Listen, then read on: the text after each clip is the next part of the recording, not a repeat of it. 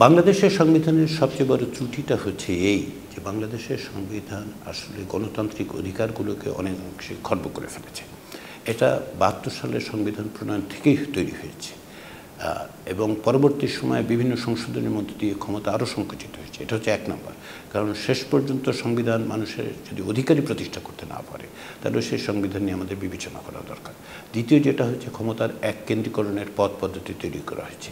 এটা আমি মনে করি, এক্ষেত্রে আমি একটু আমার ব্যক্তিগত অভিমতের কথা বলি এবং আমার আরও অনেকেই আছেন যারা রাষ্ট্রবিজ্ঞানে আছেন, আইন পেশায় আছেন, সংবিধান নিয়ে আলোচনা করেন, তারা সবসময় বলছেন যে ৭২-এর সংবিধানের মধ্যে এই বীজ লুকানো ছিল।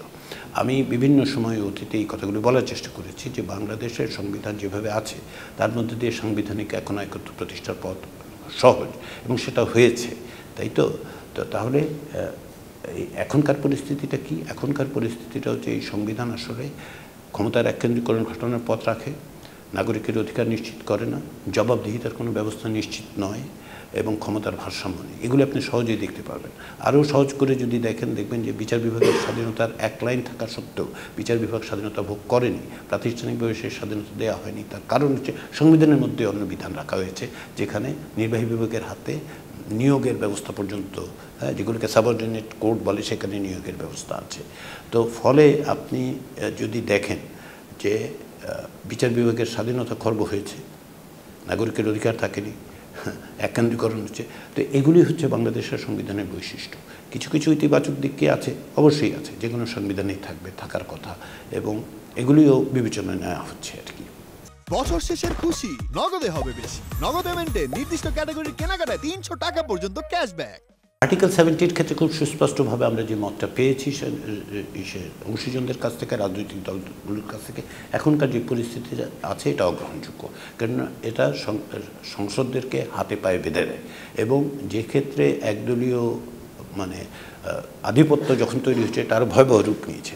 তো এমনকি একদলীয় আধিপত্য যদি নাও থাকতো তাহলে আর্টিকেল 70 এখনকার যে পরিস্থিতি, সেই পরিস্থিতি প্রকৃতপক্ষে যে কনস্টিটুয়েন্সি থেকে আসেন, যে নাগরিকরা ভোট দেন, তাদের কাছে জবাবদিহিতার বদলে জবাবদিহিতার ব্যবস্থাটা হয়েছে দলের কাছে। এটাকে বদলাতে হবে। এটাকে এই অবস্থায় রেখে আপনি সংসদে গণতন্ত্র চর্চাটা করতে পারবেন না। এটা বিশেষভাবে বিপজ্জনক হয়ে উঠেছে কেন আপনাকে আমি বলি। এটা হচ্ছে যে একই সঙ্গে প্রধানমন্ত্রী একাধিক পদ রাখেন। তিনি সংসদ নেতা, তিনি তার দলের প্রধান, তিনি সংসদীয় দলের প্রধান। ফলে এগুলি সমস্ত কিছু আসলে আর্টিকেল 70-এর উপর ইম্প্যাক্ট করে। অন্য জায়গায় তো করেই, ক্ষমতার এককেন্দ্রীকরণের তো এইটাই জায়গা, তাই না?